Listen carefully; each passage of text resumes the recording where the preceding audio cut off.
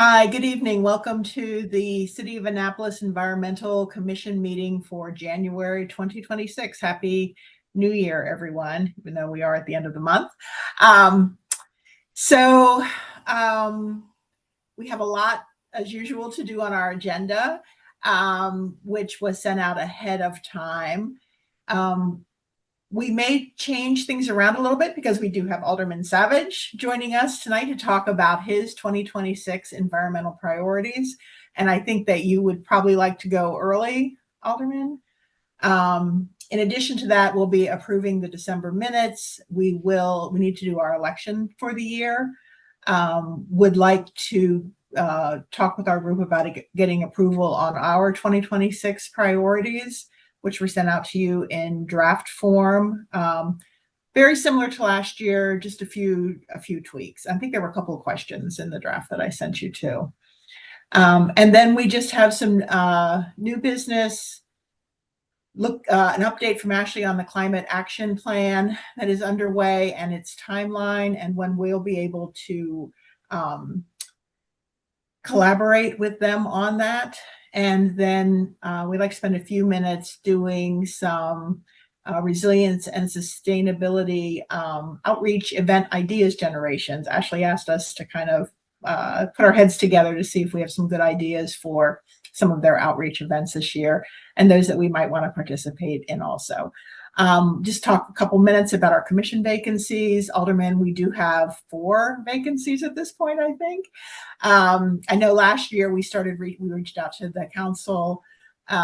We tried some other outreach avenues to try to get some interest generated, but we have not had success yet. So we wanted to jump back on that and see if we can fill those spots. So, and then we'll do our usual updates from the city staff and from all of you. Any questions before we get started? Yes, Ashley. Just wanted to make sure for the record that we call the meeting to order. Oh, thank you.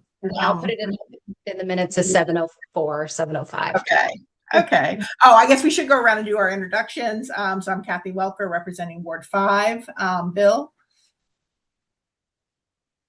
Yes, good evening. I'm Bill O'Leary, Ward 2. Jeremy? Jeremy Hansen, also Ward 5. And Linda? Linda Matthew, also Ward 5.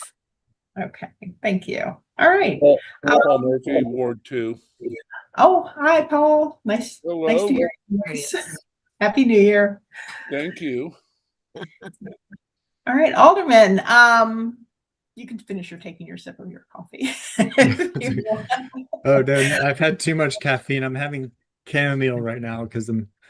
Oh, good idea. Good idea. So yeah, we have about 15 minutes set aside to hear from you about your priorities for this calendar year. Great. Well, thank you so much for the invitation. And as far as the vacancies on the board, on the commission, I'll certainly see if I can come up with some names, but we are down. We don't have our boards and commissions coordinator right now. I know, I believe the administration, the city's interviewing people for that right now. So hopefully soon we'll have somebody to help with the recruitment. So, and I apologize, I won't be able to stay for the rest of your meeting, but I do look forward to getting your own policy priorities. So for me, let's see. So right now I have one piece of legislation that is ready to go any minute. I'm just trying to get the final draft back, and then I'm going to try to get some co-sponsors. But that is I think I mentioned this before. The legislation let me back up a little bit. So what we found from the University of Vermont when they did their canopy study on the city is that we actually had at the time they believed a reduction in the tree canopy, and they attributed it primarily to the loss of trees and basically backyard trees. And because they don't require any kind of permit to be removed. We have code that covers new development, code, both for the Forest Conservation Act and then new development in the critical area. We also have a tree code that covers just general new building permits. We have Chapter 14 or Title 14, which deals with protecting trees near right of way, so essentially street trees. But we don't have anything that protects backyard trees. And so I guess maybe about 3-4 years, probably 3 years ago, I did introduce something. I think I ended up withdrawing it, but I tried to have basically require permits to remove any trees over a certain size through the entire city. But I had some difficulties getting enough support for that. So what I did is I reworked it, and it's now more focused. And so what I'm going to be introducing is that it would create a permitting regime for just trees in the critical area. So, right now, trees within the 100-foot buffer from the shoreline are protected in the critical area, but outside that, they're not. And so this would basically say any trees over 5 inches would have to be permitted to be removed, and they would also require mitigation. And the 5 inches went with that because that's the standard that's used in Title 14 for the street tree, the trees near the right of way. And so staff thought that'd be a consistent way to apply the code. The other thing it does is, so as a part of that, if a homeowner wants to remove a tree, they have to meet a certain number of conditions, and they would have to that would get reviewed by the city's arborist. And so as a part of the other big aspect of this is it overhauls the enforcement program. Over the years, we've heard concerns that people just illegally remove trees, especially large trees, and they're, the most we could have done was a $1,500 fine. Well, actually, sorry, $500 fine, and then $1,000 for repeat violations, and that's really not that much of a deterrent. And so what I'm proposing is to have the fine be based on kind of tiers of the size of tree. So if it is a very large tree, they'll have a large fine that goes up to $5,000 because we did get permission from the state to they increased the maximum fine levels that we can issue as a municipality. Again, it was $1,000, and they increased it to $5,000 if I'm not mistaken. So that will hopefully be coming out soon. The tree canopy goal was also, this was recommended in the comprehensive plan as far as figuring out a way to protect the backyard trees. And again, they would have to mitigate. So the one concern I had last time I tried to do this was, what if people are of lower income and they can't afford to do a tree replacement? And so in this case, there would be the ability for them to apply to use funds out of the Watershed Restoration Fund to cover tree plantings for financial hardship. And because, as you may recall, one of the monumental, in my mind, things we did a couple years ago is the entire tree program is now covered by the Watershed Restoration Fund. So it's a dedicated source of funding, and so we don't have to worry about it getting cut every year, at least not as much. And with the idea that we're actually going to fund what needs to get done to meet our new tree canopy goal of 50% by 2050. So that's the big one. I have a number of other things I'm working on. And one of them is Skip the Stuff. I've had a lot of requests from the blanking on the name, Surf Riders, as well as the Sierra Club, to do more as far, they call it Skip the Stuff, which is where basically to prohibit restaurants from automatically giving disposable, utensils and that kind of thing with the orders. So it's more of a opt-in. They have to ask instead of just automatically putting it in there. But I wanted to do more, so I'm actually making it I can't remember what I called it, but it's basically like a waste reduction omnibus. And so one of it would be to Skip the Stuff. Second part of it would be requiring that over a period of time that restaurants have to basically that they can't be using disposable kitchenware, because there are a number of places in Annapolis, many I like to eat at, but I always feel bad because they serve it on disposable plastic plates and disposable plastic utensils. And so this would prohibit that. And then the third thing would be we would require commercial recycling for restaurants and businesses. So I'm still narrowing that down. I did get a draft from the law office. I haven't actually had a chance to look at yet. But I'd be happy to share that with the commission when it's ready.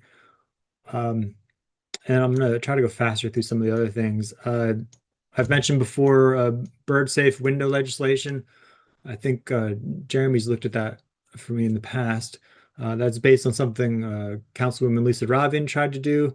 We met with DNR, learned some of the techniques they use on their buildings with large windows to deter birds from crashing into the windows and dying. And so I'm looking to require that for new homes or renovations on the waterfront, probably focusing on the larger homes. Another thing is I have a draft for an environmental bill of rights, be adding to the charter. And this kind of came from the Charter Review Commission that recommended we modernize our charter, but I've always been wanting to introduce something akin to the Environmental Bill of Rights. Other jurisdictions have done that. Fourth thing is an electric vehicle goal and mandate for the city. Comp plan suggests 2040. I'll probably propose something a bit more aggressive, at least for some of our vehicles, but again, that's something I'm still drafting. I have another one on low impact landscaping, which would allow people to have native gardens and not have to worry about, getting fined for property maintenance.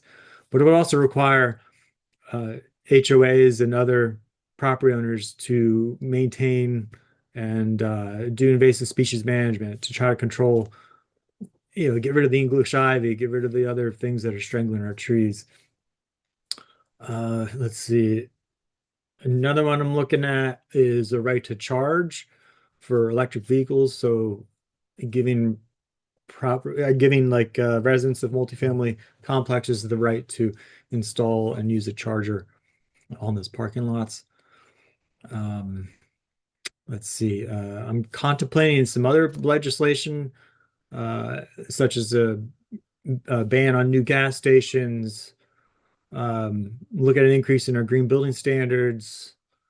Also looking at potentially a resolution or other requirements for us to look at traffic circles, because traffic signals with the lights, they actually use quite a bit of electricity, and traffic circles can actually reduce your carbon emissions quite a bit. And I don't know if you've been briefed by the Deputy City Manager Guile yet, or her office, but the carbon footprint. One of the interesting things, and this is just draft, was that back when I did the carbon footprint, I think it's surprised to say it's been almost 20 years ago, but it showed that the transportation sector was just about 30% of our emissions. Right now, it looks like the preliminary data is showing that's almost up to 50%. And I think that just shows that we've done a decent job with addressing some of our energy efficiency through our buildings, but we really have not tackled transportation. And that kind of leads into one of the other things I'm working on, which is, I think I may have mentioned, is electric, bringing back a electric trolley streetcar to Annapolis.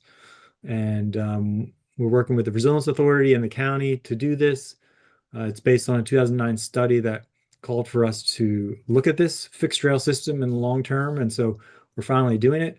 And so that RFP should go out next month, and looking forward to seeing what they have to say about that. But I think that'll be really a kind of a keystone to our effort to build a sustainable mobility system, as far as giving people a appealing and credible way to get at least around parts of our town by using transit and transportation. And let's see. And a few things, the budget's coming up. So if you have any recommendations for the budget, now is a good time to let us know. Similar on I'm really trying to address the transportation emissions in the city. And so one of the things I want to do is partner with the county on doing a transit study for Forest Drive. We did one on West Street, which is where we're looking at the potential electric trolley. But we also want to do something similar for Forest Drive, is not necessarily a trolley, but at least looking at how can we improve transit. And the last thing I'll say, I guess, related to the budget is continuing to overhaul the watershed restoration fund. That's our stormwater fee, because right now, a home that's only 1,000 square feet may have 500 square foot driveway, asphalt, is paying about the same. They're paying the same stormwater fee as a property that maybe 10,000 square feet with a 3,000 square foot amount of asphalt. And so what I want to do is make it tiered, and so people are actually paying closer to the actual impervious surface they have, and ultimately use that as an incentive to work with them to reduce their impervious surfaces. And so part of that, we need to relax our parking requirements, especially for businesses. I really would love to see businesses repurpose and remove parking spaces to put in trees, to put in stormwater management, outdoor dining, those kind of things. And we can't really enable that unless we relax our parking requirements. And we can't do that unless we have a viable system of transportation and transit throughout the city. So that's where you'll see a lot of what I'm working on. The pieces are coming together. And yeah, so that's my summary. Thank you for the time. I'm happy to take any questions. It's really excellent and a lot. So I know and that's just one piece of what you do on the council. Bill, questions? Yeah, thank you. Good to see you, Rob. I was curious, you mentioned some conditions for tree removal. Could you elaborate a little bit on what a couple of those conditions might be? Yeah, let me look that up. Just bear with me. I'll have this pretty quickly. All right, so the conditions are, so they have to meet one of the, that's not right. Sorry, looking at the wrong version.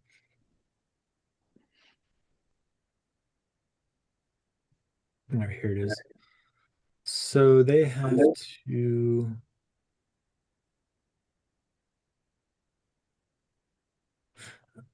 all right, so in order for the tree to be removed, permitted to be removed, they have to meet, let's see, at least one of the following criteria. And one is that the tree's dead, dying, or diseased, such that 50% or more of the crown is visibly dead. Second one is the tree is damaged or injured to the extent that it's likely to die or become diseased. And then the third thing is, and they have to meet two of these as far as the third option. The third option would be that the tree removals will serve the purpose of the tree protection chapter and will enhance the health of the remaining forest in the critical area, or B, that the removal will avoid or alleviate or reduce some kind of substantial undue hardship or damage to the property or structure, or C, that the tree removal is consistent with good forestry practices as determined by the department. So they would have to meet two of those, or one of the first two. So dead, dying, diseased, or significantly injured, or somehow still serve the purpose of the code. Okay, thank you. I had another one, if you don't mind. I was really glad to hear you say, talk about requiring commercial recycling it's something that this commission has been asking for or recommending for years. But I thought you mentioned that you were, is that a separate bill from the Skip the Stuff bill, or is that combined? Well, I mean, that's still to be determined. I might change my mind, but right now I'm contemplating just having it all combined into one waste reduction omnibus. And I'm glad you mentioned that that you've been working on this before, because I think to have this work, I would really need a lot of support from the community as far as helping to educate and basically educate the businesses about some of these requirements, and because I don't think it's going to be able to be entirely taken on by staff. So if the Right. commission's interested, that'd be great to know. I know that Harry Brown's and Galway Bay kind of collaborated together for at least cardboard. I'm not sure about other recyclables, but I know that they kind of partnered with each other to come up with a plan to recycle their cardboard. So it's kind of a starting point. I know that there is interest in the city with some businesses at least, but I can also predict a lot of backlash as well. And I think a lot of it has to do with space, the alleyways, and you know, just the tightness of downtown businesses especially makes it really difficult to have recycling bins and trash bins. My kind of counter argument to that was, well, if you're putting a lot less stuff in your trash bins, then you may need fewer trash bins or have more room for recycling bins. But I think another factor in that topic is this requirement, or you know, the practice that individual businesses contract their own waste management. And so if the city, you know, as they do for residential, provides the service, and yeah, it would be a charge or whatever, then I think, in my opinion anyway, it might be more palatable to businesses. Yeah, that's a good idea. Good point. I know we used to do that for businesses downtown.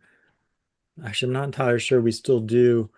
But yeah, if one of these items proves to be a bit more controversial, I might just split it off and have them as three separate pieces of legislation. I haven't quite decided. It's still relatively early in the drafting.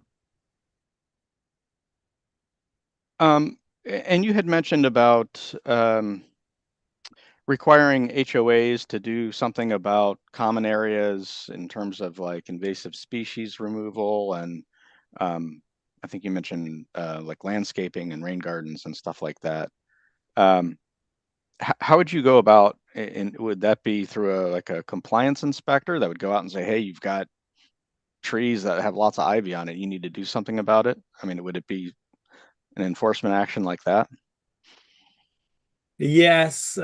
So I think, yeah, so I think our staff, probably our city arborist, would be the one, because I know there are groups such as Save Our Trees, who's already, I think they're already aware of the you know, the open space around town, the forests that have issues with vine growth, and so we could certainly target those. And but again, that's something I need to think through a bit more, and I don't know, I may have some grant program associated with the Watershed Restoration Fund to help these associations pay for the removal. I haven't quite decided yet.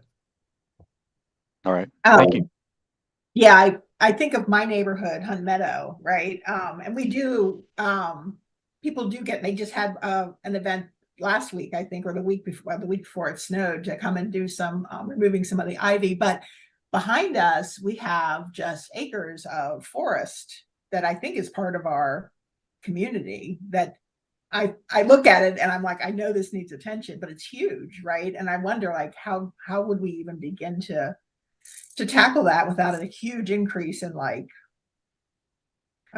you know, homeowners dues, which is something that I wanted to mention, because like all these are really excellent proposals.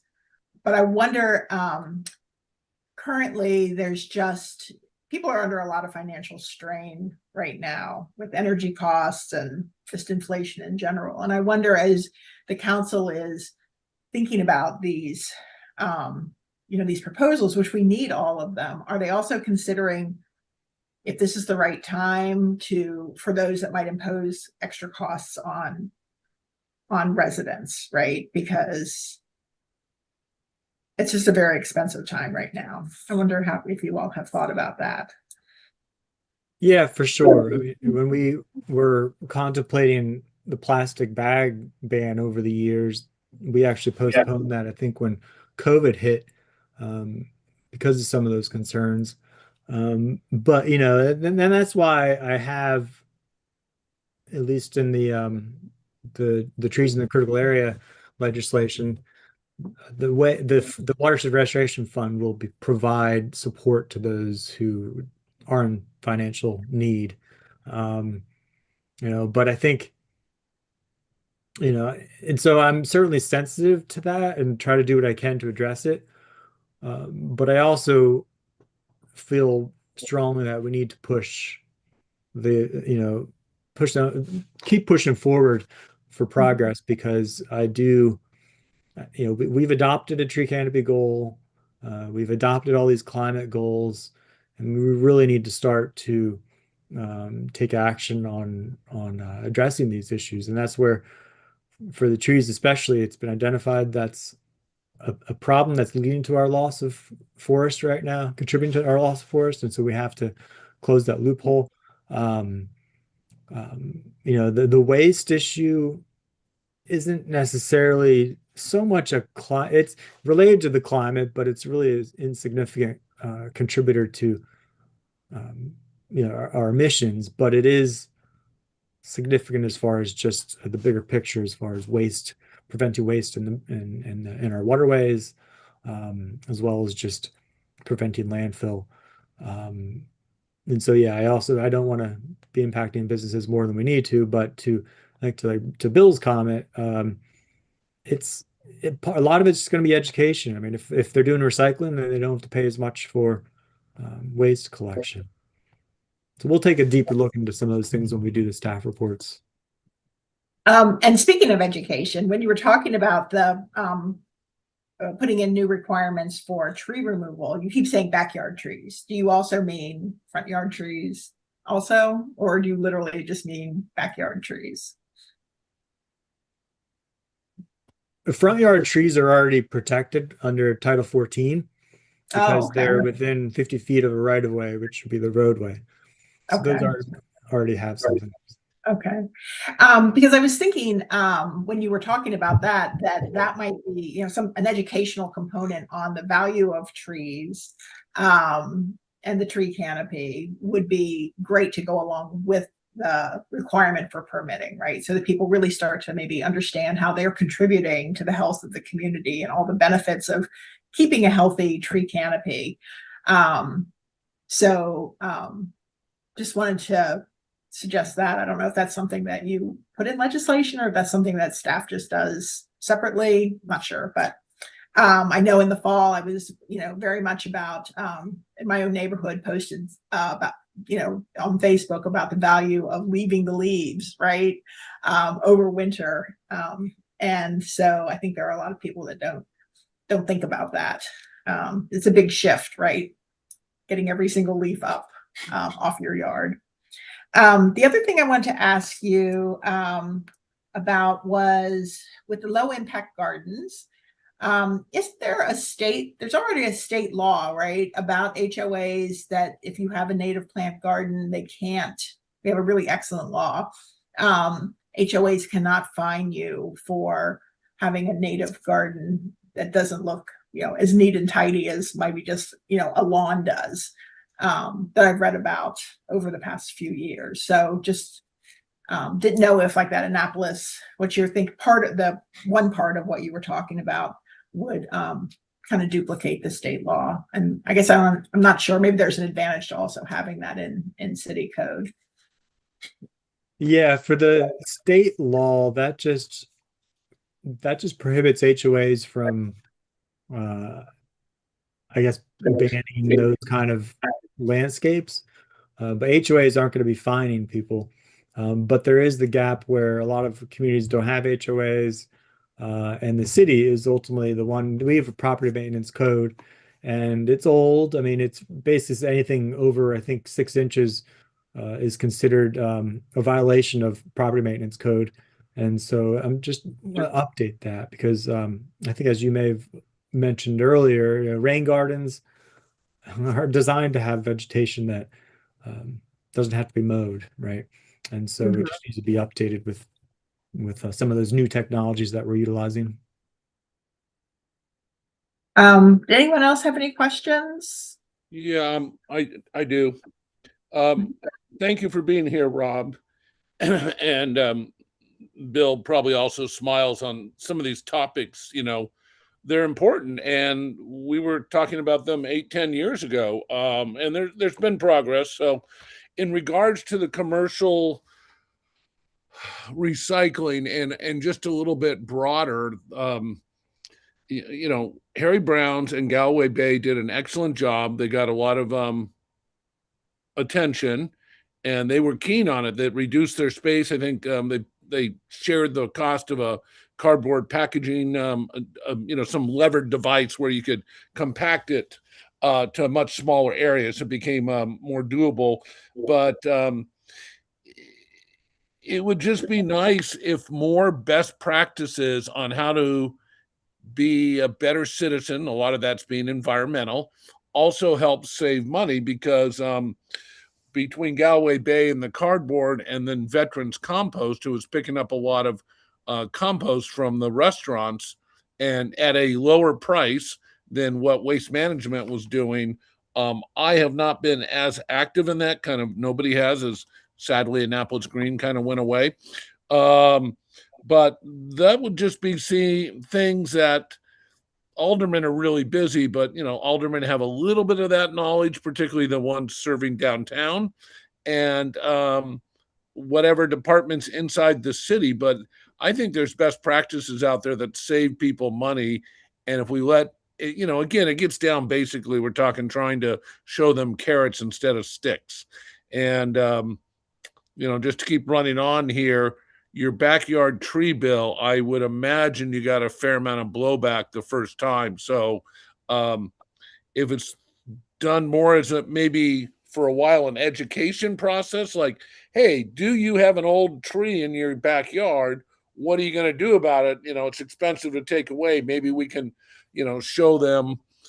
And I'm not saying we're advertising for different tree removal companies, but just showing them the better ways to do it than the worst ways. Because I'm sure a lot of people in the backyard with a dying tree don't quite know what to do. And whatever they did do probably could have been done better. So I'm just a little bit more on the education and giving them an off-ramp, and also trying to show them ways that things can be done less expensively. That's specifically about the commercial recycling. So I don't know what your thoughts are on that. Yeah, I think you're absolutely right as far as getting some of the best practices that are being done. I think if the commission's aware of some good case studies, that'd be really good to know to include into the staff report with the legislation or the sponsors report. But the only thing, Paul, I'm a little, just my philosophy generally is I'm more inclined to utilize regulation because I feel like, especially in this city's been environmentally aware for a while. We've had plenty of education and voluntary initiatives for probably the past almost 30 years, starting with Ellen Moyer. And after a while, after 30 years, like, well, we haven't made enough progress. And so I feel like we have to go the regulatory. Now, I don't want to go overboard and make it too punitive. You have to find compromise just to get things passed. But, it's the same thing I feel like with the Chesapeake Bay program. How many years has that been in existence? It has not worked. As a voluntary program, it has not worked. And so yeah, but I do think, to make it even a regulatory effort succeed, you do have to do education at the same time, and we're seeing that with the the gas powered leaf blower ban, and even that we tried to do education ahead of time, but that wasn't even enough. But people are adapting. They thought it was going to cost a lot of money, but they're figuring out ways to do it. Homeowners are adjusting, and a lot of times people are coming back saying, look, it's actually, we like this a lot better. Yeah. And, we're not breathing in the fumes, we're not dealing with all the noise. And so it's tough to change behavior. And it's similar for all the transportation stuff I'm working on. That's a huge behavior change to get people out of their cars, but you have to make, I think, the best effort to get that behavior change. Well, I agree with you, and I applaud what you're doing, and you put yeoman's work into it. And kind of asking everybody out there, if we just have some ideas to make it easier for people to do the right thing and not have to always, I don't want to say rely just on Rob and regulation, and then he gets a lot of blowback, which is probably not the most fun part of his day. But I mean, I agree with what you're doing, and the city, you're correct, for 30 plus years is, trying to lead the way. I don't know enough how many trees are going down in backyards, if that's a big problem or a little problem. But overall, I love what you're doing, and maybe does anyone know if Justin Garrity at Veterans Compost is still active in the city? I'm not sure. I'll reach out to him. His big hurdle was, guys, not to spend too much time, but instead of taking compost to a landfill, he was taking it up to his family farm, which was well north of Baltimore, where he had 1 million earthworms working day and night, and they took the food rubbish and turned it into compost, and then he puts it in bags. And he was a military vet from Iraq, so he puts a big American flag on it, and it's a win-win-win. The one hurdle was dragging, rotten tomatoes and old broccoli all the way up to, Essex or some places expensive. So I think he got busy with all the Baltimore stuff, University of Maryland, but he would have loved to have another site closer to Annapolis, so he didn't have to haul trash, or not trash, compost, 60 miles every day. It would be a lot cheaper if he only had to drag it 20 miles. So anyways, I will reach out to Justin and find out what's going on with them. I mean, I participate in a compost program where they come pick up my bucket every Wednesday, and I think there's a site at Truxton maybe, but I've never used that because they come pick mine up. I mean, I pay for it. I'm not sure who runs that. You do Annapolis Compost, correct? Yes. Yeah. And about how much a month do you pay? $22 a month. Yeah. Are you in an apartment complex or something, or No. a single? Townhouses over in Hunt Meadow. Okay. Yeah. But you're ground floor. Yes. Okay. Yeah. Jeremy, did you have a question? Yeah, I'm mainly just curious if Rob has spoke with the new administration, with Mayor Littman, if there's any particular items on your list that you shared with us that are high priorities as well for him, and where we might have some alignment or sense of priorities. Yeah, I honestly, I don't know yet. I know that the mayor has said that he wants to be, I forget exactly how he worded it, but I think he wants to be the strongest environmental mayor that we've had. But I don't yet know exactly what that means as far as policy and what he's going to push for. It's still very early. I mean, it's only been, I think, around 60 days or so as far as the new administration. So yeah, it's a good question, and maybe if it might be worthwhile for the commission to invite the mayor at some point to hear from him once he's more settled in.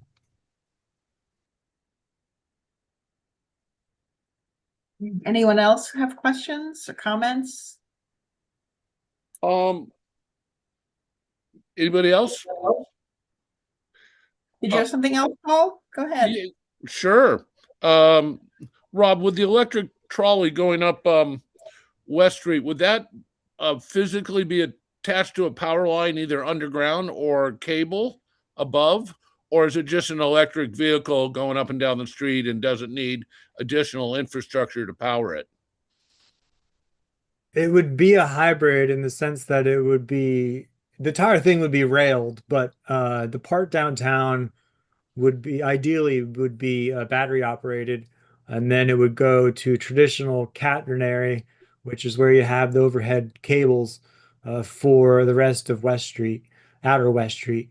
Because downtown, it just, we don't want more overhead wires down there. Right. So that's the idea, but that's, we'll see what the consultant says with the feasibility study. Well, since you're an elected city official, this isn't quite environmental, but it's about making the city better. So, vacant houses that have sat vacant for a long time, there's a number of cities that increase the property tax when your home has been vacant for a long time, say 5 or 8 years. So all of us could have a family member, a parent who lives, 1,000 or 2,000 miles away. They pass away. The family does need some time between the siblings to argue about what to do and when to sell it at the right market and how much to fix it up. You got to give people a long time for that. But, over where I live, Murray Hood, there's been a house that's been abandoned for 15 years and it shares a wall with, another. So just fire hazard. And, whether it was, starting to find these guys who put massively long docks in front of their houses, fine them a decent amount so they pay attention. This house has been empty for 15 years. I don't know how much blowback there is, but, maybe talk to your other alder people, and ratcheting up the property tax on houses that have been abandoned for 10 years, 15 years, that does not seem to be unreasonable. The city is better off with somebody in that house maintaining it and adding to the tax base. So I'd love to, and I think if you may give them a long enough window, 10 or 12 years, people can't really fight that. Can't argue about that too much.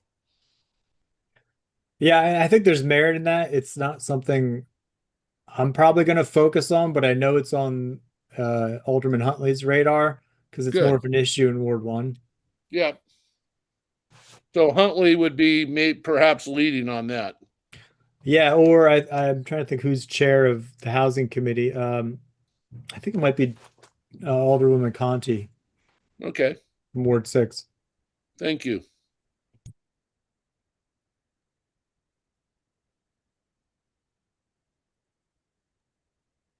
Anyone else? Yeah, Rob, I just had a quick question. The state is planning to build a new Supreme Court on Robb Boulevard, and I have heard that it's going to be a LEED certified building, and it's going to have a lot of environmental bells and whistles. But I was just curious if the city has any input or is in consultation with the state when it comes to that building and that prominent space right there on Robb Boulevard. I don't know. That's a good question. I'll have to ask Planning and Zoning. I mean, presumably they would need to comply with our green building code. Yeah, good question. Okay, thank you.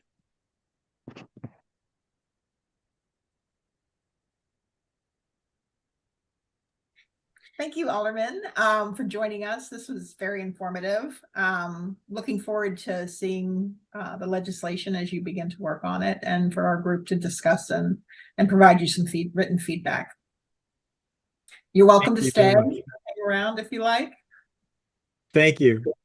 I promised my wife that we'd have some more time together tonight, so thank you. I Okay, appreciate that it. sounds like a good idea. Have a good Take care. evening. Thank you, Alderman. All right. Did everybody get the materials, the meeting materials that I sent out like a week and a half ago? The email? No, Linda, let me forward them to you quickly. I want to get the minutes approved. Hang on a second. Let me see if I can do this. Send these to Linda real quick.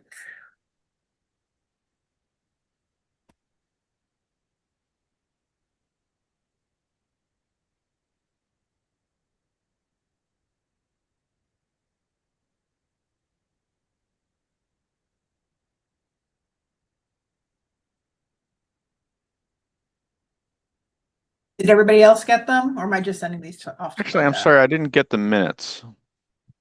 Minutes weren't included. Let me see. The draft. Yeah, they were. It was, should have been with everything that was there, but let me. I don't think I got it either. Really, I'm sorry, Jeremy. mm,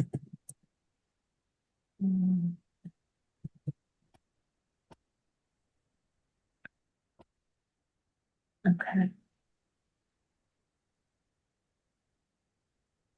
Hopefully you will get them this time. I sent them on the 16th. Well, if you're sending them out, I wouldn't mind mine just being at the top of my inbox. Yeah, no, I just sent them. Hopefully everybody's gonna, it's gonna pop in there.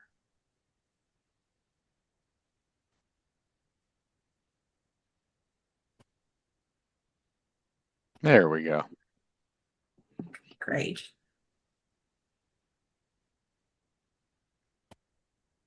Okay. So if you'll take a quick look at those, and then if anybody has any changes, let's talk about those, and then we can get them approved.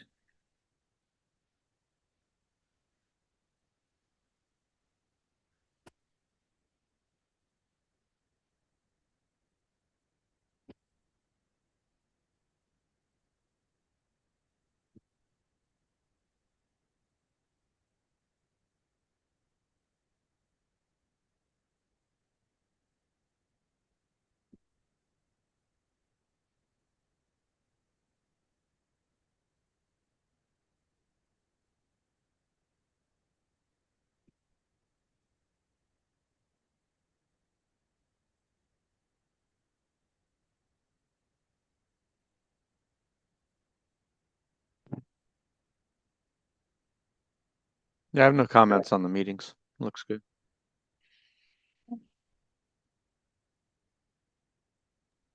I can have a motion to approve. If Motion else to has approve anything. the minutes. Second. Thank you. Second. Thank you. All in favor? Aye. Aye. Okay, great, thank you.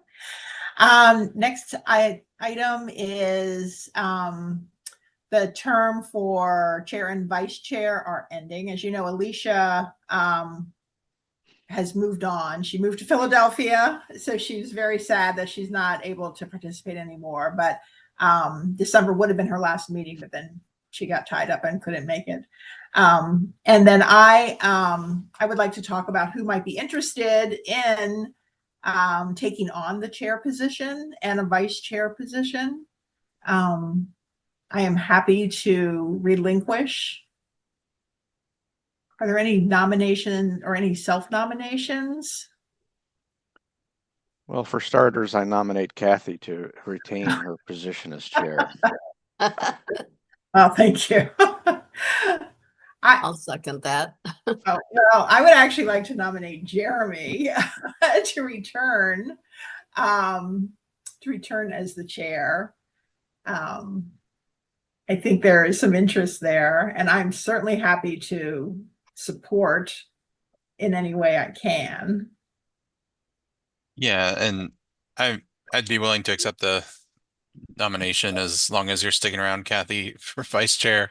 I think you have like regular meetings set up with Ashley and the city staff so that we can plan and actually meet the deadlines that I didn't really meet last time around. So I'd be I'd accept the nomination. But I will All note right. I'll miss at least probably the May meeting because I'm having a third kid in middle of May. So Ah, just Good. heads up. You'll have to cover at least that month, Kathy. Congratulations. Thank you. So, Motivated for the environment of the future. Yeah, I mean, we're not going for necessarily the carbon footprint by having a third, but we'll teach them to be good stewards.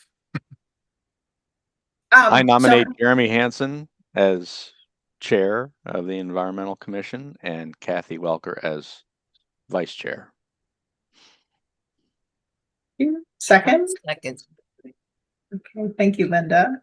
All in favor? Aye. Aye. Can we vote for ourselves? Yeah, I don't know. Do we get to say aye? I think you can. All right, so aye. Well, thank you, Jeremy. And yeah, we've had great meetings. We usually meet a couple of weeks, like right at the midpoint between the two meetings. I meet with Ashley, sometimes Jackie's there. They're usually about a half an hour long. We usually do it around noon. I don't know. We'll have to talk because I know you're working and I may actually be going back to work. So we may have to figure that out. So when it's possible to do that, when that meeting would work best. So, but they've been great to kind of organize our thoughts. Great. You're still chairing the rest of this meeting though, right? Well, I don't know. Last year you turned it over to me at this point, but I'm did I? happy to continue. I'm happy to walk. Well, through as the- vice chair, please go ahead and continue. Okay. All right. Thanks, everybody. All right. So next, discussion and hopefully approval of our 2026 priorities. You also had those in the email. They're pretty much the same as last year. I did change a couple of things, which I'm going to try to remember what they were.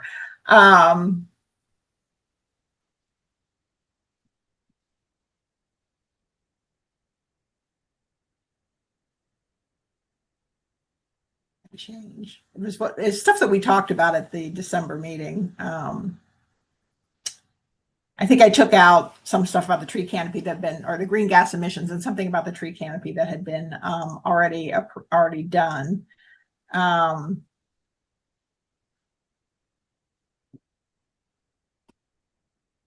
I think the first one is pretty much the same. The second one, I put a note in here. We talked in December about wanting to include a focus on supporting maintenance funding. For example, like the Truxton Green Network maintenance that will be turned over to Rec and Parks, and to be sure that it ensures, that they have appropriate funding when that's ready to be maintenance is given to them. Where's the best place to insert that? A new bullet into this second section or weave it into existing language? And so it's something, a focus on encouraging maintenance funding, something that we still want to include in here.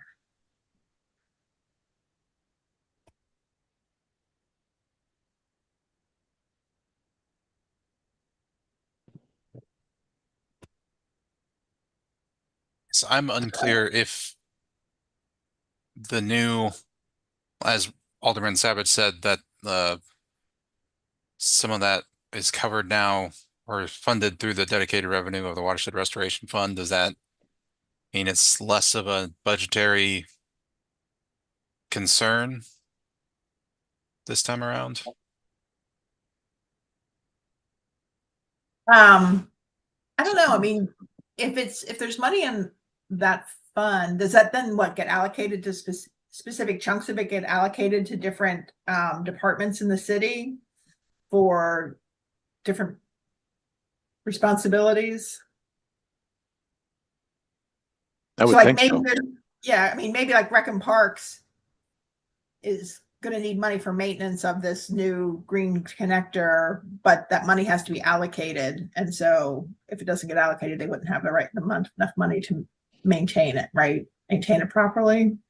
So I don't know. I mean, I forget who mentioned it, the whole maintenance piece last month, but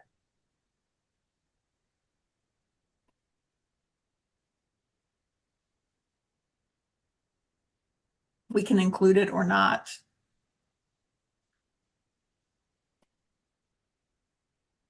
I'm sorry, I'm trying to find the specific comment. Is that the one from Anne referring to the green connector? No, this is in the draft priorities document, my comments on the draft. They were questions for you all to consider, Okay, now I or, see it. or notes on what I did. All right, I found it. Thanks.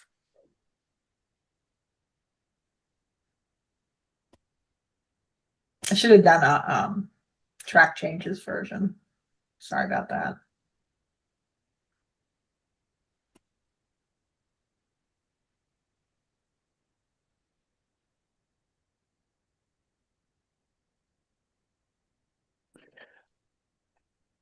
Well, personally, I think maintenance is still a high priority, but I also sort of implicitly consider that part of the overall like tree canopy actions, because not losing tree canopy means we need to maintain what we've got. But if we want to make that more explicit, Well, Yeah, I kind of agree because 3 bullets up, the AEC emphasizes the necessity of several actions, including tree planting and proactive tree maintenance. But you're saying more than just maintaining tree, you're talking about maintaining the whole. are there Truxton. other things that are going to need, not even Truxton, right? That's just an example. Are there other things the city is doing that they need to be considering? Not just like, say, remember the green bus stops, right? Mhm. Not just getting them started, but then how are you maintaining them? And where's the funding and funding for those coming in? And Ashley, I don't know if you can help me out here with like how you all currently think about maintenance when you're starting projects or supporting projects. I think a lot of long-term maintenance is built into the project and the funding when it's those larger projects that like Public Works and Rec and Parks are managing. I do think they typically have some sort of a long-term plan for that, for sure.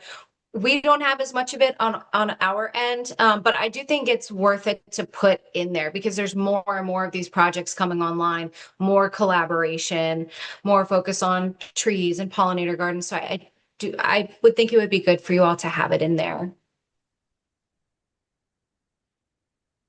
And I wasn't sure exactly which part. I didn't have it pulled up when you first mentioned it. So could you just repeat your question? So I put the comment in the support the city's effort to reduce carbon emissions and increase resilience in the face of future climate conditions section, as opposed to just in the, instead of just focusing on the tree canopy. Yeah.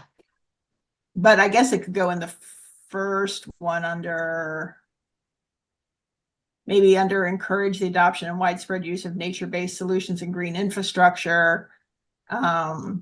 Maybe to put something in there about maintenance, or I mean, it could go in either of those sections, I think. Yeah, I like it in the encourage in that one. Which one, the first or second? Encourage the adoption and widespread use of nature-based solutions and green infrastructure. Any thoughts from anyone else on? Yeah, I mean that makes sense.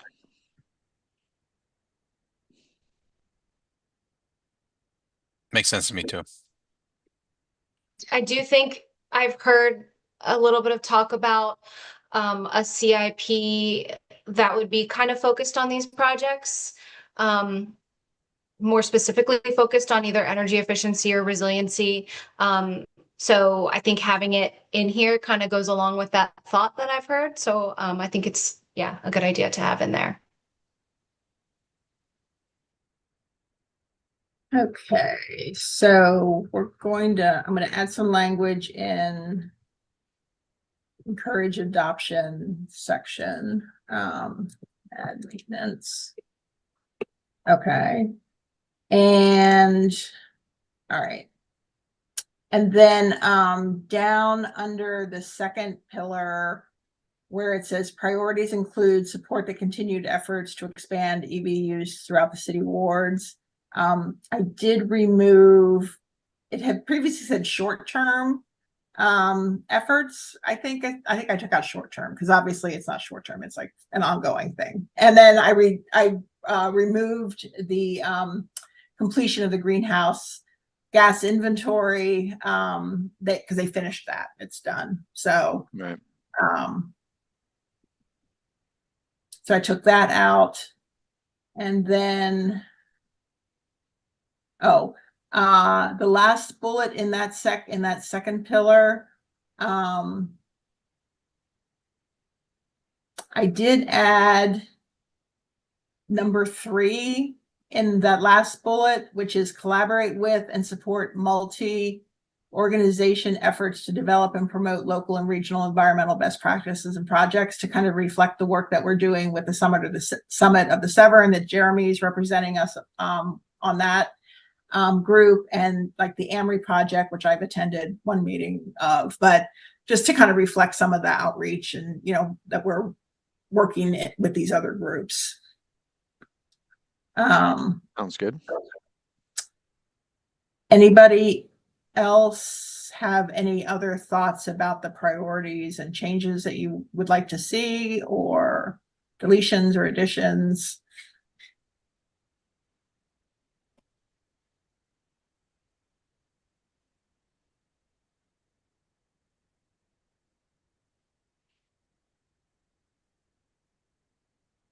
No, and just given the sort of we're back down to 5, I would like to see us maybe refresh these a little more substantively at some point, but it'd be nice to do that when we're back up to like full membership. Yeah, I'd like to get these done because last year I don't think we finalized them till like May, and I Yeah. really would see them. I mean, what I'd like to do, if it's okay, is approve them tonight, knowing that I'm going to make a change with that maintenance. If we can go ahead and vote on them, I won't say, but yeah, I have no problem revisiting these at some point in the future. Are you thinking about being more specific in them, or things that we're missing, or Yeah, and just when we've got a larger roster, again, thinking about like where our strengths lie, because we might get some different expertise depending who joins in the future. But I agree. I don't want to drag out the priorities any more than need to. I'm agreeing with you on that and getting this done. And so I think this current set of priorities represents sort of our scopes of knowledge that we have now and expertise. Okay. Yeah, I think it looks good. All right. So it's okay to go ahead and vote on them to approve, and I'll just make the change. Okay. So can we have a motion to approve these priorities? I motion to approve our 2026 environmental priorities as amended. Okay. Second. Okay. Thank you, Jeremy and Linda. All right. So that passes. Great. I love getting this done in January. This is awesome. Okay. So let's see. Don't think I put it on here, but I did want to mention it. But so, and also in that packet of meeting materials is the our annual report, which I sent in. We had to do a 2025 annual report. I stole liberally from Jeremy's report the previous year with a few additions.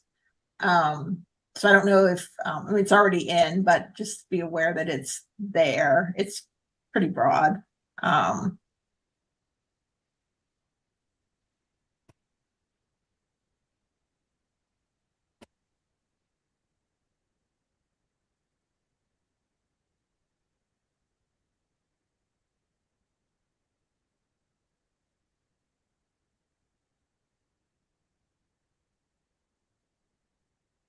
So I'll also added in some of the specific things that we did last year, as well as the fact that, we started off with a nearly full cohort of members, but we lost people, and that we have 4 outstanding positions open. Okay. And then where did my agenda go? Okay. So I am going to turn to Ashley to talk about the climate action plan and its timeline and the way forward. I know when I met with Ashley and Jackie, did talk about where we fit into being able to give some review before it gets too far along. And we did talk about possibly hosting a meeting with the other boards and commissions, or very relevant boards and commissions, so they can kind of, everybody, those boards and commissions can kind of at once hear what the draft says and provide some feedback, and then everybody can kind of hear what other, the other perspectives are from those other boards and commissions too. But go ahead, Ashley. I'm going to turn it over to you. Because it was a great idea that you had for that, just for you all to have even more involvement with the process, and then some of that camaraderie with the other boards and commissions. I just think that's such a cool idea. I can't actually recall. I think we went back and forth between let's do it now and see where they're at, and then, oh no, let's wait for the draft so we can be the first to comment. That's where we landed. I think it was, once there's a draft, but a very early draft, not a draft that's like 95% done. I guess that happens a lot. Not with city, but like when I work for federal government, it's like, let's give them a 95% done document to comment on. Like first eyes on it kind of a thing. Yes. Yes, that would be great. I wasn't sure what the timeline was for that, and if we did this meeting, and we also went back and forth on whether it would be like our February meeting or a separate meeting, but we want to be able to give other people a lot of notice. Yeah. The meeting is happening. It's not like 2 days from now we're having a meeting. We want to make sure they have plenty of notice, but it's all dependent on the timeline too for the draft.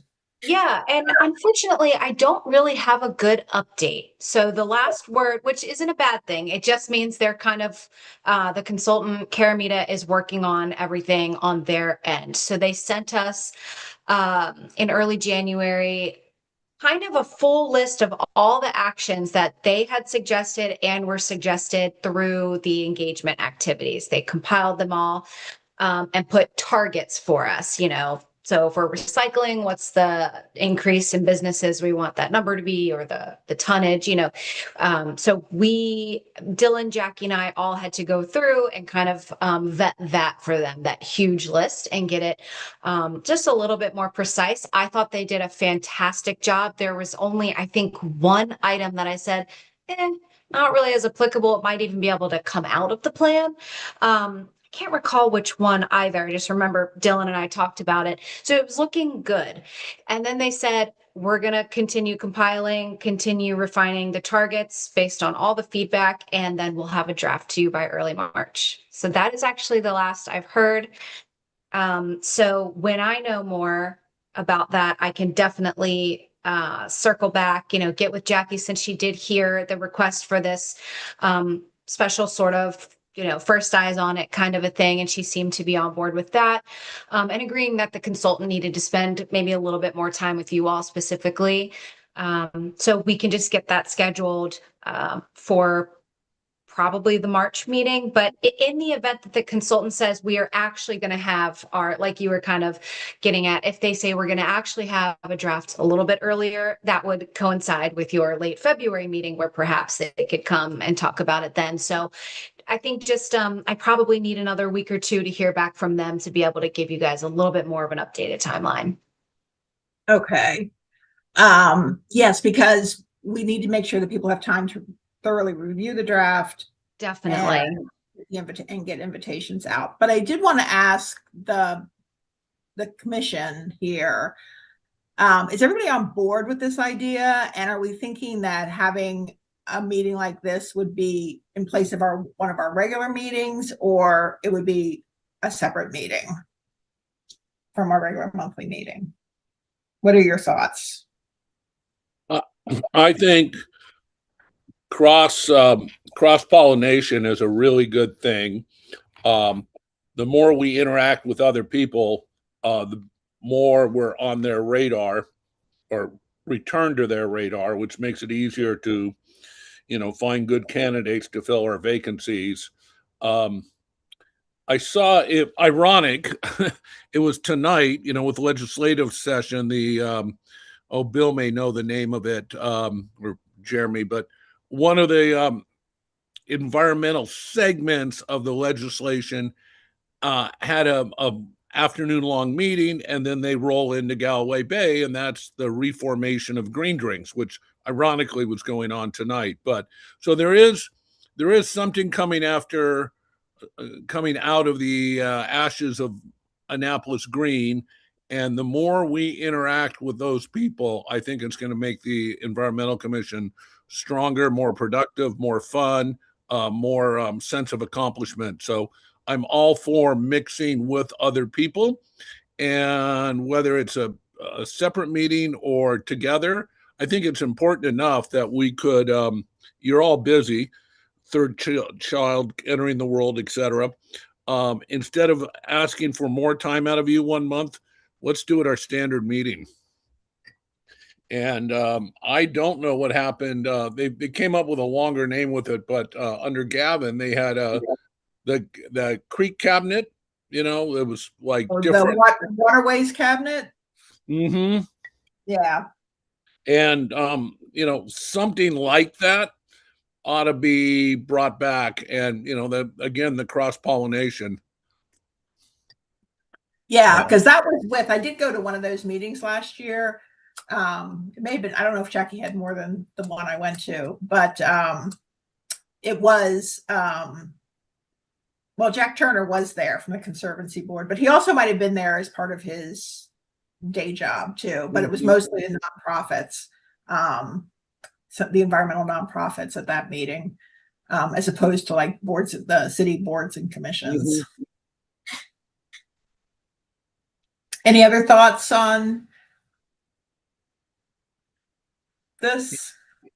I agree with Paul. Like, if we can try to combine our meeting and not add an extra one, that'd be preferable. But we also need to nail down our schedule for the year ahead. So depending on the timing, like if for the report and the draft and the process, we can see where that lands.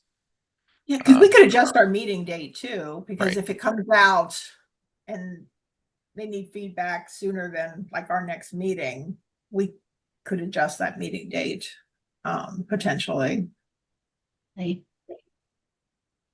Linda, any thoughts?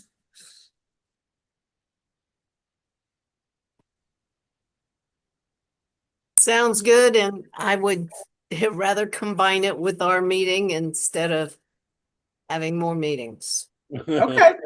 All right. I think we're all on board with that. That sounds good. And Ashley, one more thing. Oh, sorry, sorry to interrupt. I just wanted to thank Paul for bringing up I think the Legislative Environmental Summit that they do every year. That was tonight. I think it got shifted to virtual. So I'm not sure if the Green Drinks event still happened or not, because I wasn't able to register. But yeah, we should get in touch. So I'm not sure who at League of Conservation Voters, so I think that event is now through their education fund. I'm not sure who the point of contact is, but we should connect. I mean, it's a ways away next year, but even you younger people seeing the years click by, don't they? Right. But I think the Green Drinks is probably more than annual. Right.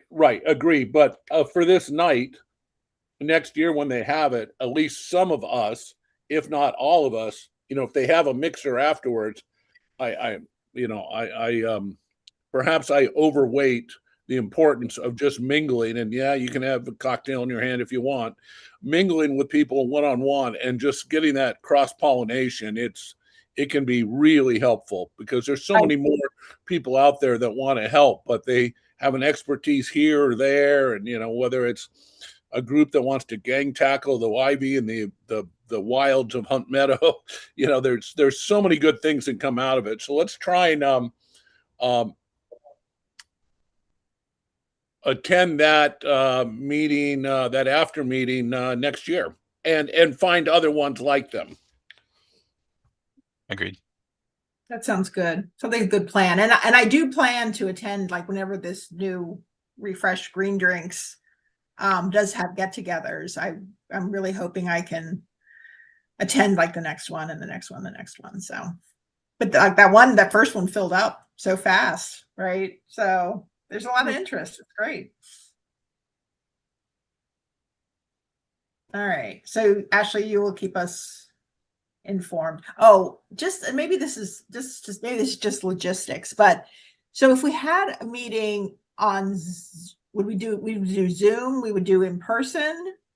To you guys, honestly, I could see them both being great for the same old reasons. In person, you get the networking, you talk to the other boards and commissions, but Zoom, maybe more people might attend and might say, hey, I'll hop on the call. And we do have to think about the consultant. And I know Jackie kind of disclosed to you, with this project, they don't have it, they could probably still Zoom in even if we were in person, but she likely won't be. So I don't know if that would how that would affect the flow of it.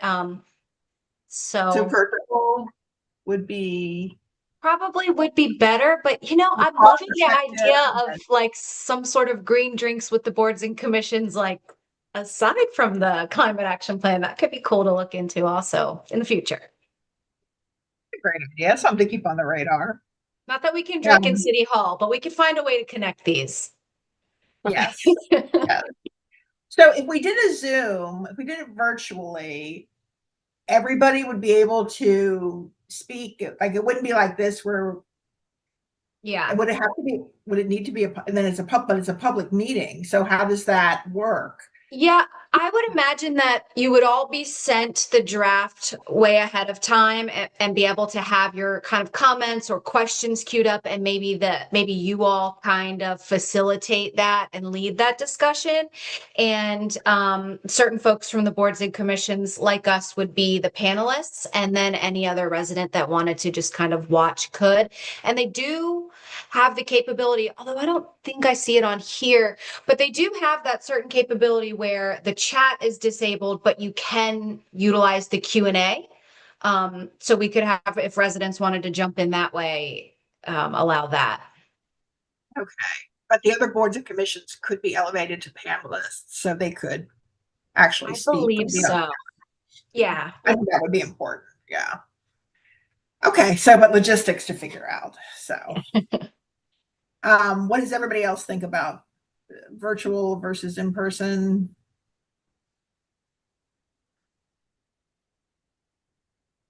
Well, you said it well. It's virtual is very efficient, but if you have a lot of people that have not worked together before, unlike our commission here, we're not that large, so everybody has time to speak and we know each other.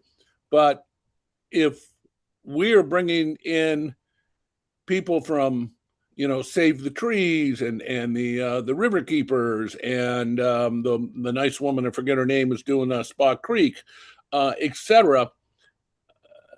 A Zoom meeting, that's not so good because really only one person speaking at a time, even if you have these little chat things. I think in a room after another event, and if some alcohol's around, that's fine, and make it a little bit more fun and looser. And I'm not saying that's the best way. I'm saying we need both of them, but just the group meetings and letting people talk amongst each other and meet different people and have multiple conversations going on at a time, as opposed to like right now where everybody has to listen to me. So I think some in-person is important, particularly when we are integrating with other groups. so there's always a hybrid option, right? Which they do for the city council meetings, and we'd have to, we'll probably have it in the city council chambers, I imagine. That way it could be streamed out to the public. Are you allowed to have alcohol there? So it sounds like no. But so Paul, like this would be like for boards and commissions. So there's other, like Save the Trees and folks like that could listen, right? But they wouldn't be participating except maybe through a Q&A through the virtual option, right? That's what but are you saying that could the consultant come in for that? I haven't thought it through all the way, but if you have a fair amount of people, I don't know what that is, 30 plus something, 30 or more, and they're coming from different angles, I think having a meet in person is a lot more effective. And then, the flip side is efficiency. Maybe the guy doesn't want to drive down from Severna Park on a cold day. And, not everybody's going to show up all the time, but we have very little face-to-face meetings, and we need to grow our impact and our reach and people be aware of us and us meeting others. So I think somewhere, someplace after the legislative summit or other events, something in person would be good. Well, speaking specifically about this climate action plan, a review of the draft climate action plan with us and other boards and commissions, thinking about that as whether it's virtual, in person, or hybrid, and this would be in February or March. Although I love the idea, Paul, what you're saying, to continually think about ways to interact with people. I think that's excellent, and I'm all on board with that. But thinking just very specifically about this one, meeting. Well, in a 12-month window, I'd like to see both. But if it's sooner than later, that means it's going to be easier to get done on Zoom. And if it is the Creek Cabinet or whatever it's called, that is a wider group, but not a really wide group. So, that would probably fit in well on a Zoom meeting. Well, I think maybe what we can do at this point is hear when Ashley knows the timeline, and maybe we can continue this to finalize these details over email. Definitely. When I hear more about when they're going to have the draft, that might help us be able to pick a date, and then we can decide. And why my brain wasn't thinking about hybrid. It's like, is it virtual or in person? And I think hybrid would work really well. So maybe hybrid or virtual, depending on the type of feedback we get from the other boards and commissions. Like, I haven't had much interaction with them because it totally could be crickets, or it could be, yes, this is awesome. Yeah, that's true. Okay. So yeah, we'll definitely keep in touch about it. Is this something we have to vote on or to do this, or? I don't think so. Know. Okay. Especially since we did discuss it with Jackie. Okay. She was kind of like, go for it. All right. So once we hear from Ashley, we'll continue this discussion and finalize logistics on what we're going to do. Okay, perfect. Thank you. Thank you. All right. So let's talk a little bit about RNS outreach event ideas. Do you already have some things planned, Ashley? Why don't you kick this off too? Sure. So I'm working with a local artist that I worked with in my previous role, and she essentially you work with her to pick 2 pictures, and we're thinking one of a bird or a bee and one of a plant. And so she hosts the workshop. We'll probably do it at Pitt Moyer. So you can sign up and you can go, you choose which image you want. And she teaches you how to draw. She does a session on both of them, and she kind of walks around and gives guidance. It was really well received in my previous role because families could go.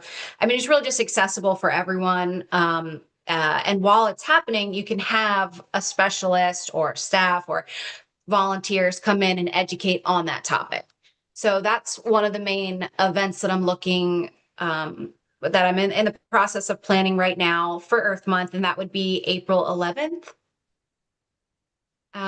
The other is harder to nail down, but I've been talking with the Patuxent Riverkeeper, Fred Tutman, about having him come out and do a talk. And initially we were trying so hard to get it in Black History Month and have something happen there. But ultimately we decided Earth Month would be better to give us more lead time, you know, putting the word out about this event and have it sort of in a whole calendar of events that we're doing in the month. And we're having a harder time putting down a date because unfortunately I'm going to Thailand for 2 weeks in April. And it's sort of like I planned it like a year ago, so it's just sort of bad timing. And I'm like, I'm sorry, I won't be here for any of those dates. And so we will get it figured out. But having a discussion with Fred, I do believe that would be more of a mingling type thing where he could come probably in the council chambers, do his presentation, and then have like sort of a networking mingling opportunity there, snacks, light refreshments, that type of thing. And then the final idea is for World Migratory Bird Day on May 9th, I would be tabling with Chesapeake Bay Trust and the Anne Arundel County Birding Group. And our thought is to be somewhere downtown where we're kind of out in the open. We have an information table and we've got, you know, cool visuals and we've got binoculars and there's birds flying overhead. We can stop people and talk to them about the importance of birds and give them, you know, join the AEC and join this. And so just kind of a feel good outreach day. So those are the 3 things I have for now. I would love feedback or any other thoughts or ideas that you guys might have. And it doesn't have to just be for Earth Month. It can be for any outreach for us. All right. Anybody have any exciting ideas for outreach? I've heard drinks. Something I'm curious about, since you mentioned tabling, that made me think of the River Days events, which I know are county events, but I'm assuming if they are doing another one or two, either at Quiet Waters or they did one at the Maritime Museum property, that was at Ellen Moyer Park, whatever it is, last year. If they're doing a location in the city, can we just see if the city can get some table space? Maybe to just have one or two departments there, whatever is reasonable. Maybe have boards and commissions there. I mean, the county also has boards and commissions. I don't think they're usually struggling to find people that cover like the Annapolis Peninsula, but maybe they do have an interest in trying to recruit some boards and commission members as well. And yeah, the I've city could never partner. heard of that. Sorry, it's probably because I'm new, but I've never heard of River Days. Do you have like a good contact for me to, by chance? Maybe I think Sally maybe is the person, Sally Albright, but Okay. I'm not 100% sure on that. If she's not the person, she would know who it is. But Okay, they perfect. tend to go around the county, so Yeah. I know they always do one at the Smithsonian for like the West and the Road Rivers, the Smithsonian Environmental Research Center, and then they do one up in the North County area, and I think they usually do one at Quiet Waters, but I think they also did one back on Spa Creek, Back Creek. I Cool. met one of our delegates last week, Dylan Baylor, Behler, Yep. and he's on the Environment and Transportation Committee for the county. And when I met him, I told him, I said, oh, I'm on the Annapolis Environmental Commission. So start asking me questions. Oh, that's great. That's a great contact. But I've got, you know, we could see what they're doing or see if he wants to join or be a speaker at, you know, one of our meetings. Okay. Yeah, that would be great. What was his last name? Behler. Baylor. Baylor. Okay. Dylan Okay. Baylor. He was surprisingly young to be a delegate. And Yeah. he's in our district 30A. Oh, okay. Okay, great. Yeah. When we start thinking about speakers, that's a good idea.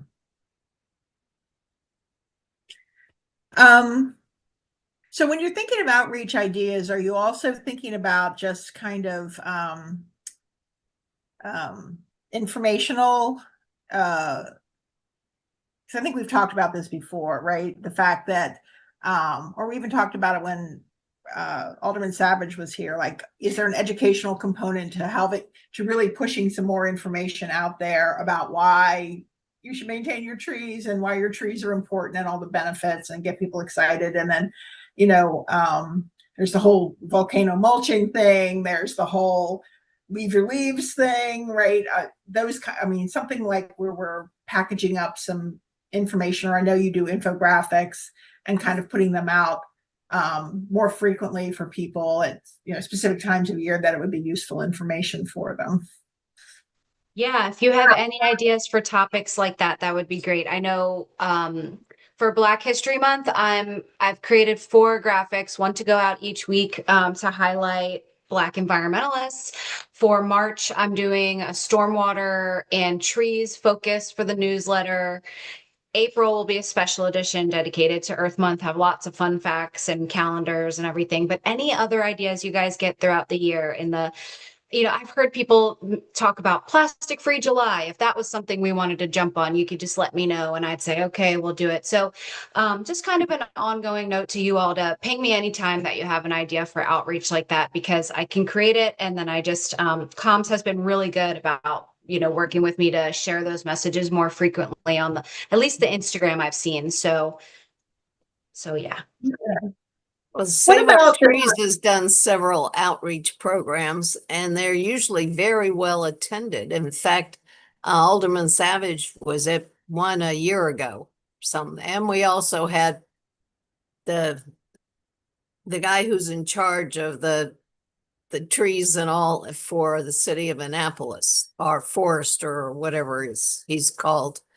So those are at the Bush Library. And the last meeting they even had trees that we could take home and plant. So I have a red bud I planted outside my window over the grass there that I got there. I grew it all summer and planted it this fall.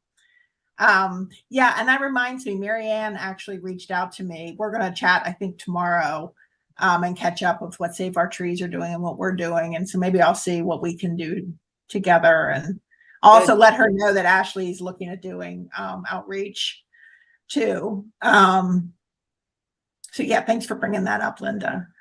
As far as what Paul was talking about with this whole mingling thing, is there any kind of outreach that kind of combines that with your outreach, do you think, Ashley? We definitely could. I would just need to, think through it more and see, what you all were wanting to do. A lot of the things that I have planned, well, there's only a few, events I've named here, just 2 or 3 of them. They're more geared towards the daytime and families. But there certainly could be like a phase 2 or a part 2, meet us here this evening and we'll continue the conversation. And then it becomes like more informal and kind of fun. I definitely think there's a lot of room for that. And especially in April, because people kind of they expect that in April. They expect the Earth Month. The signs will be up on Main Street saying it's Earth Month. And so I think we could definitely make that work. Yeah, I think that would be great. That would be nice. Anybody else, other ideas?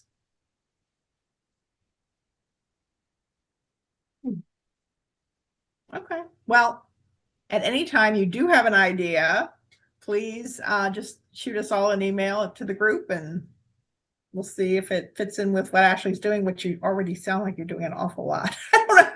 That's a lot. You're ambitious. I think they're all awesome ideas. They're fantastic. All right. Next, I have commission vacancies on the agenda, but I think we can move on because, as Alderman Savage said, they're looking for a person to fill that position that will be doing that. So we'll hop back on that as soon as we have a contact at City Hall. So ongoing business and updates. Ashley, you sent out an updated highlights document this evening. There was an earlier version that went out with that package that you all are just seeing tonight, but you sent out a new one tonight. Is there anything that you want to talk about? Anything you want to highlight from that? I saw there were a couple of new items on there.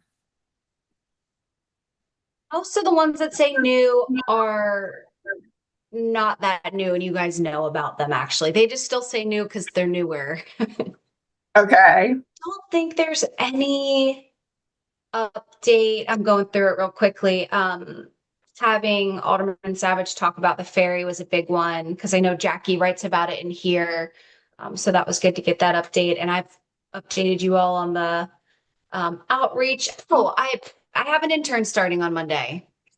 Oh, that's great. Okay.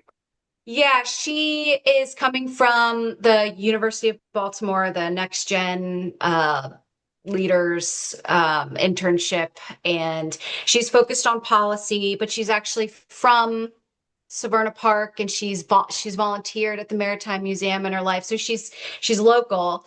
And she's interested in the environment. So we're taking her on for the whole semester.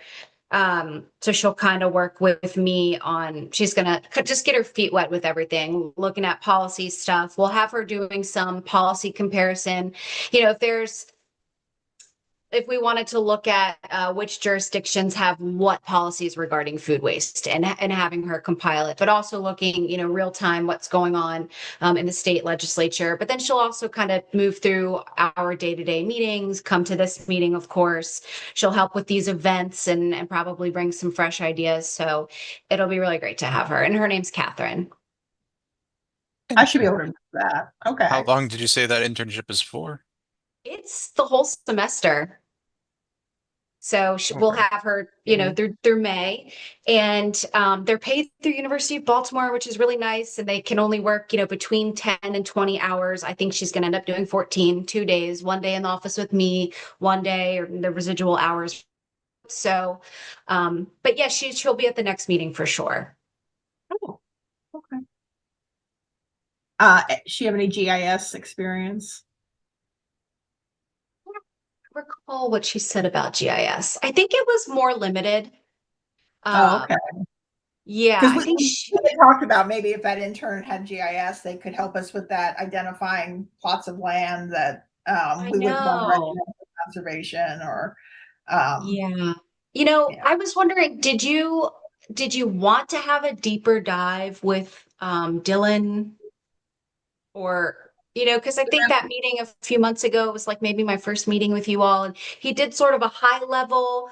So I just wasn't sure if you needed anything else. I mean, at the time I had hoped that we would do kind of a hands-on thing where we could get our hands into the GIS, but honestly, I just don't think I have that level of expertise to be able to really do an examination of the city. I don't know if anybody else here on the commission has GIS, you know, super GIS skills.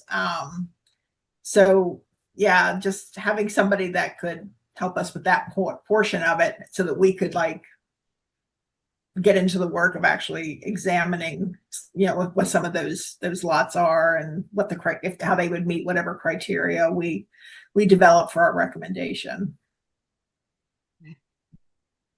But I don't know, what do you all?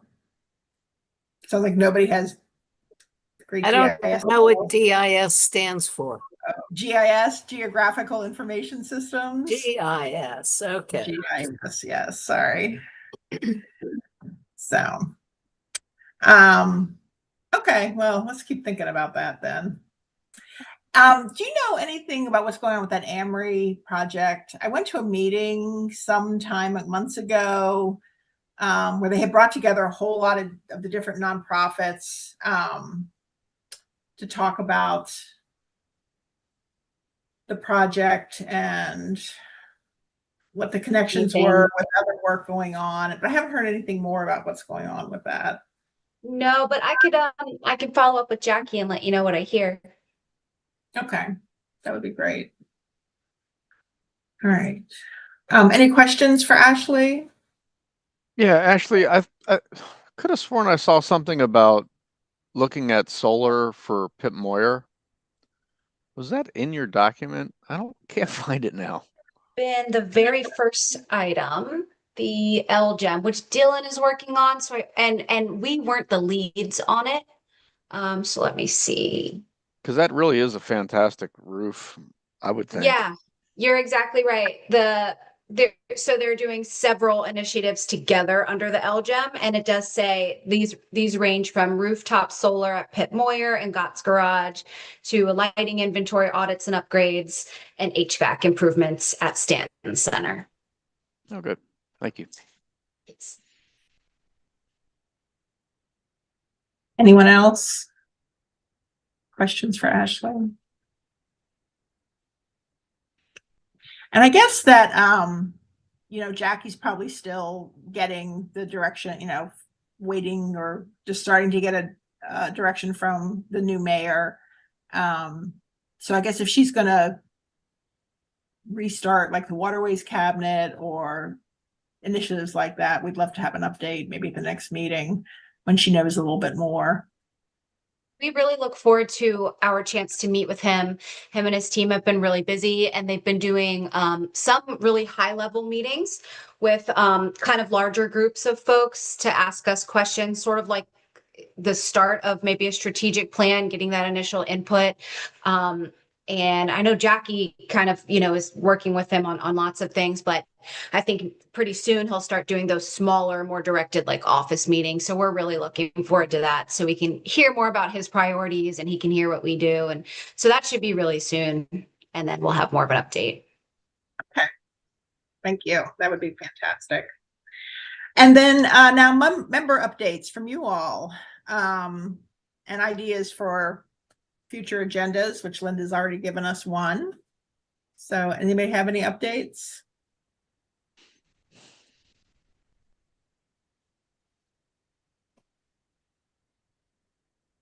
Oh, Jeremy, anything on the summit of the Severn? I can get to that, but first I did have maybe one thought, and when we were talking through maintenance, it made me wonder like what I'd be curious to learn more maybe at a future meeting about this, the extent to which the city has its own crews across the various departments that are doing the maintenance work out there, and what sort of development or training they'll receive when it comes to maintenance. Because I know there's Chesapeake Bay Landscaping professional training and different brands of that, like for crews even, and if like do our crews have resources to seek that training or pay for it through like the city budget and their own professional development, or if that sort of budget exists for the city staff. So just put a pin in that, because I don't know anything about how that works for the city. Yeah, I just have to tell you, I myself was wondering, and I asked Mike Rosberg, one of the stormwater managers, that exact question about that program, because I was, I think, on a webinar and they were talking about it. And I'm like, have we ever done this? Would we do this? And Mike said that actually last year they did do a workshop that Jasmine, one of the other stormwater engineers, put it together, and there were quite a number of the crew members there, and that everyone really enjoyed it. But my question that I didn't want to bug him in the moment, because I'm like, well, that's great. But I also was wondering, well, what does that follow-up look like? And could we do it again? And then could I go and could we go? And so, yeah, maybe we could have Mike or the stormwater team come out and talk to us in the near future and be able to ask all of that. Yeah, I think that'd be a great topic at some point this year. I'll note that. Thank you. Anyone else? I will say that the email that I sent you on the 16th, I did attach, I kind of copied and pasted Ann Roeder's, how do you say her last name? Roederer, reply about Truxton Green Network connector and what's happening with it. See, there's an update in that email on the Truxton Green Network connector, and that they are not at the point yet of an open public comment period where we could, provide some our own comments or recommendations at that time. But if anybody has questions about that now, speak up.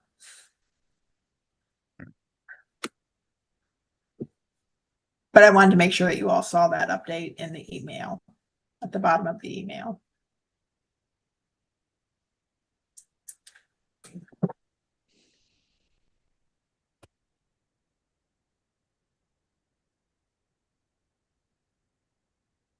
Sorry, I'm reading that note a little more closely now that you mentioned it. Yeah, that's I going to had- give you all a minute to look at it. I had given Anne just the part of the minutes that I had taken from her presentation, so she'd know what I was talking about. She gave a few stylistic edits, and I kind of made sure everything, at least meshed in our minutes. And then she did provide the update that unfortunately there's not a date at this time, or it's been pushed, and that she'll let us know when she hears. And the only other thing, I think I included in that email packet of information, a letter to Alicia to thank her for her time and efforts on the commission. It's very similar to the one that we sent to Mary Ann and to Jenny last year. I think I added a little paragraph specifically thanking her for her time as the vice chair, and what a pleasure it was to work, for me to be able to work with her, as chair and vice chair. But otherwise, it's pretty much the same letter. So would we need to vote on sending that, or can I just send it? Send it. Send it. Thank you. Send Okay. I will. I'm going to miss her. She was great to work with. So I think that's everything I have. Ashley, is there anything that we talked about when we met with Jackie that I've missed? I can speak to the summit. Oh, yes. We're ready to move Thank on. you. I already forgot about that. Okay. Yeah, I think just to recap, I think I mentioned it the last couple meetings, but the idea of bringing together the various partners from that whole watershed project that was selected for the Severn. We've continued to meet pretty steadily, but at our most recent meeting, I think the reality of our initial target for the spring, or April specifically, felt too daunting. So we are pivoting. So probably are revisiting the subject of a date and venue. We've got narrowed it down to a few different venues throughout the Severn watershed.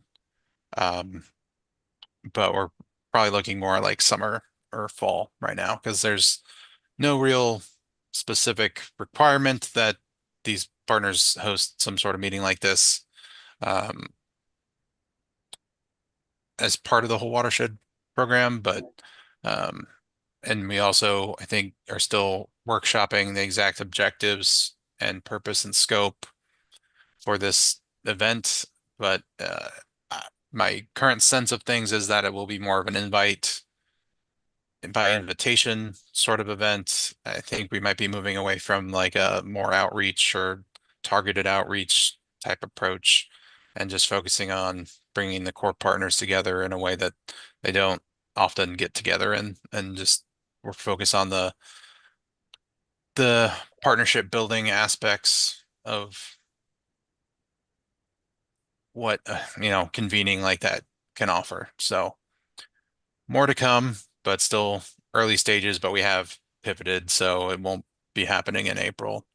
But I think there's some exciting seeds that we're getting there, and people are very eager to contribute and get this back on track. And we've got a lot more structure now that we had the right people at the last call. Okay, that's great. Do they have I know you said you're still working on the objectives and stuff, and the scope. So you don't really have an idea of how many people they will be looking at. That's still TBD. Sounds like since they're making it smaller, like how small? Yeah, TBD. And but I think at least my vision is strictly in person, not hybrid. So that would, in still workshopping the invitation list, but I think it's probably realistically probably gonna cap out or sort of in the maybe 70 to 80 invitation range. So I'd say probably in the 50-ish in terms of actual attendance. But yeah, things are still early stages.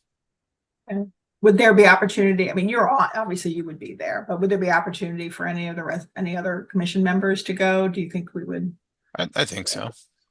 think? Okay. Maybe not all 9 of us if we're up to 9 by then, but at least me and probably a couple others depending on who's available. Okay. Okay. Yeah. Well, let us know. Keep us updated. Thank you for representing us on there. I appreciate that. Sure thing. Anything else before we close out? All right. Can I have a motion to adjourn, please? I so motion. I got Linda. And the second? Or Linda was the second, right? Oh, okay. It's a fight to the Or- first. Yeah, or Yeah. either way. Okay. So I think we have a first and a second. Okay. All in favor? All right. I All right. Well, it's great to see everybody. Oh, shoot. Remind me for next month. We'll have to talk about the schedule for the year. I meant to talk about that and then we forgot. So we'll put that on this. yeah, it's my next- problem now. Oh, that's right. It's your problem. Okay, don't forget. Don't forget we need to talk There you about go. that. All right. All right.